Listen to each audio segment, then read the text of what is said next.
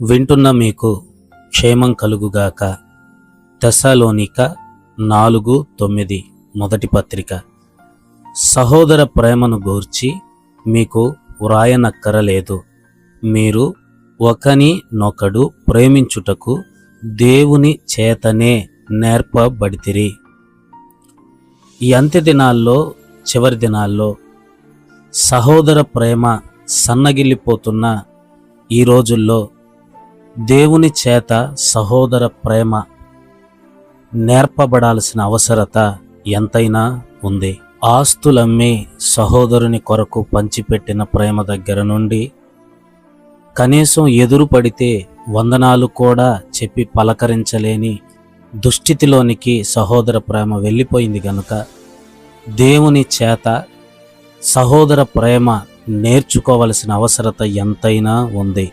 అయితే సహోదర ప్రేమ మనం నేర్చుకోవాలి అంటే మొదట మనలో ఆసక్తి, ఆశ ఉండాలి అన్న సంగతి మర్చిపోకూడదు.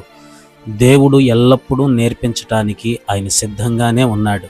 అయితే ఆశ మనలో లేకుండా, ఆసక్తి మనలో లేకుండా మనం సహోదర ప్రేమ కాదు, మరి ఏ ఇతర విషయాలు, అంశాలు కూడా దేవుని చేత కానీ మనుషుల చేత కానీ నేర్చుకోలేమన్నది అందరికీ తెలిసిన విషయమే.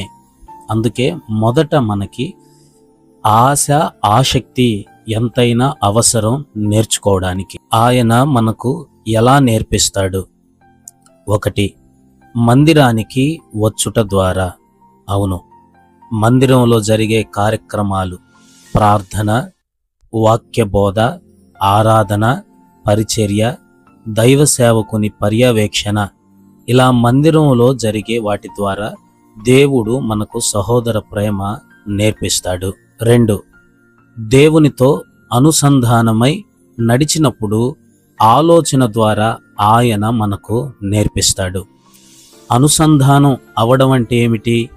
ప్రార్థన, వాక్య ధ్యానము, పరిశుద్ధ జీవితం. ఈ 3 ఎవరిలో ఉంటాయో వారు దేవునితో అనుసంధానం అయ్యారని అర్థం. ఇలా కొనసాగే వారికి ఆయన సహోదర ప్రేమ నేర్పిస్తాడు.